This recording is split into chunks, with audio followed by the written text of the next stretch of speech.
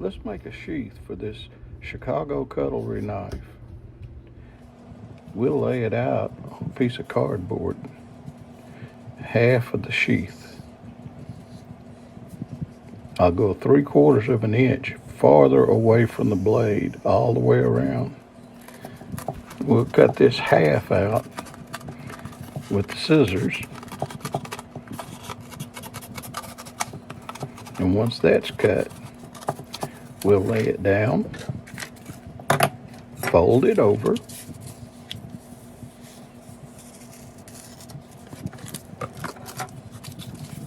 and then mark the other side. Easy peasy. Cut it out with the scissors. Let's cut out the notch. You'll understand why I cut this out later. Gotta have a belt loop.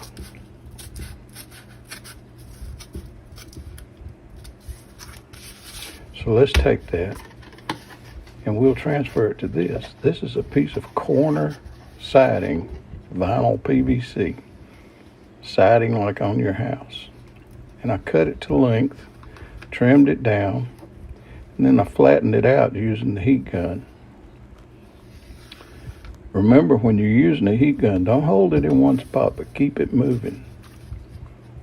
So now let's trace this out.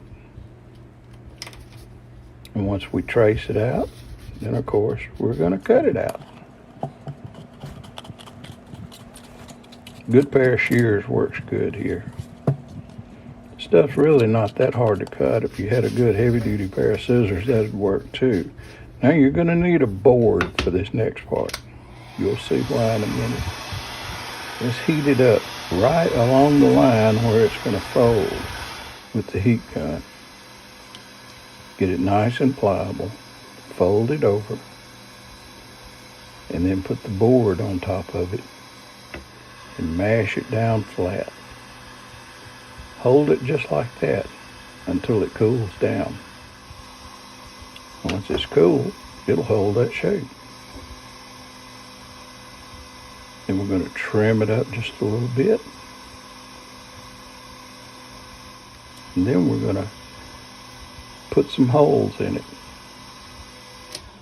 We're going to lay out where we want those holes. I'll put one about every 1.5 inches. And I've got them marked out there. And here's the grommets that I'm going to use. Bought them at Walmart. You can buy it and the little driver and the whole assembly kit. Drill the holes out through both sides.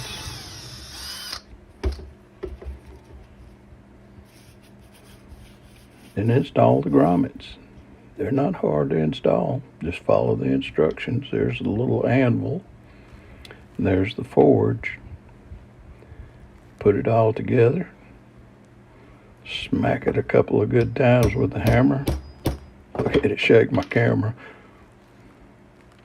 And once you get all the grommets in, man, look at that. Looks good. Let's try the knife.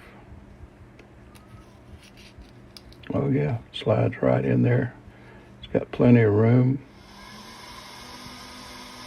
Now we need to work on that part where the handle goes in.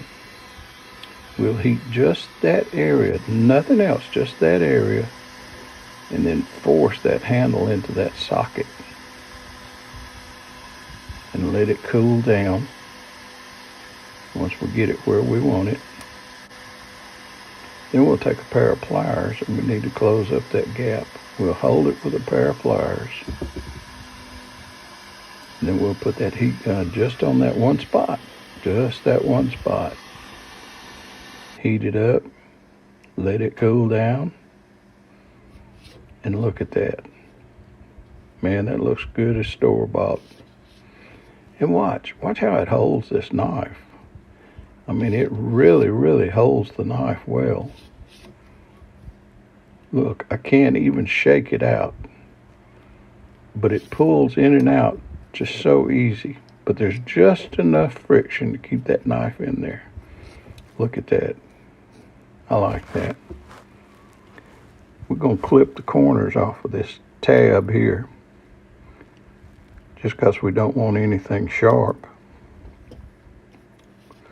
Put the old heat gun on it. Get it pliable. Watch it bend over by itself. Oh yeah, there it goes. Turn it around there. Hold it in place till it cools down. And you're good to go. There's only one thing remaining. You know, we might want to put a good coat of paint on it, but first, let's finish trimming it. Let's make sure it fits. And let's get a file out, and we'll file any rough edges off of it.